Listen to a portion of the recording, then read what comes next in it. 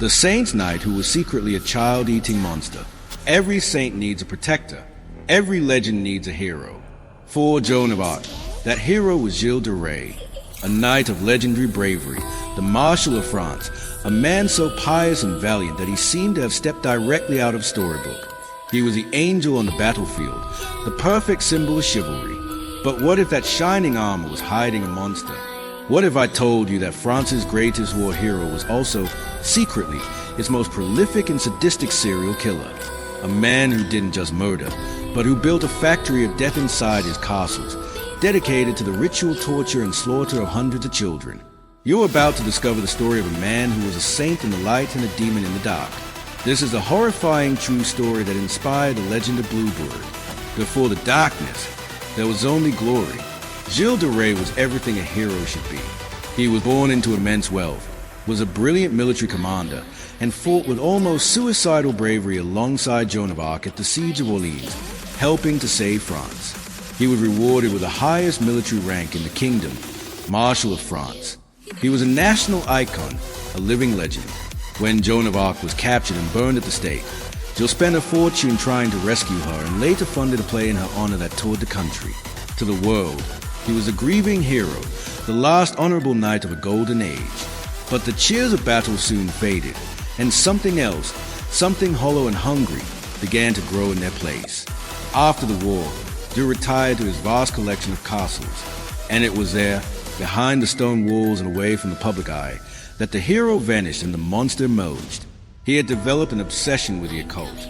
Convinced he could summon a demon named Baron, he began performing bizarre and expensive rituals, hoping to gain knowledge, power, and the secret to alchemy. But the demon demanded a price, sacrifices, and so the disappearances began.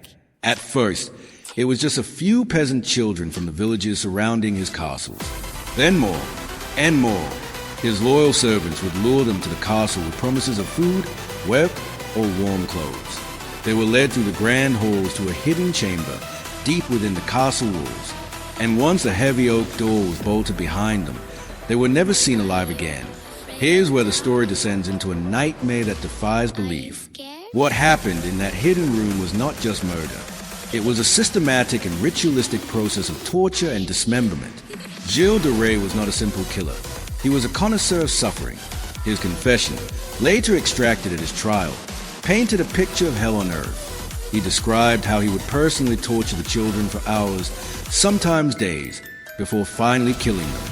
The details are too horrific for this telling, but they involved acts of such extreme sadism that even the hardened judges of the 15th century were left speechless. This was a secret theater of cruelty. After the children were dead, he would often arrange their bodies in grotesque tableaus, admiring his work before his servants would burn the remains or hide them within the castle's thick stone walls. For over a decade, Gilles de Rais, the national hero of France, operated a secret, industrial-scale child murder operation, and no one dared to stop him. The disappearances became too numerous to ignore. Whispers grew into accusations, and finally, after a dispute with the church, the hero was arrested. When investigators finally entered his castles, they uncovered the truth. They found bone fragments, ashes, and remnants of clothing. They found the hidden, soundproof torture chambers, stained with years of unspeakable acts. At his trial, Gilles de Rais at first denied everything with the arrogance of a nobleman. But when faced with the threat of the rack, the legendary torture device, the hero's facade shattered completely. And he confessed. He confessed to everything. He didn't just admit to the murders. He recounted them in chilling, encyclopedic detail. He couldn't remember every victim's face, but he remembered the methods. The official court records estimate the number of his victims to be between 80 and 200, but Gilles himself confessed that the true number was far, far higher, possibly over 600. So who was Gilles de Rais? Was he a noble hero broken by the horrors of war and the death of his saint? Or was he a born psychopath who simply used the chaos of the age to hide the monster he had always been? We will never truly know. He was executed in 1440, and the French nobility, so horrified by the scandal, tried to erase the darkest chapters of his story. But they couldn't. The story survived, twisted into a children's fairy tale. The story of a rich, powerful nobleman with a dark secret hidden in a forbidden room. The story of Bluebird.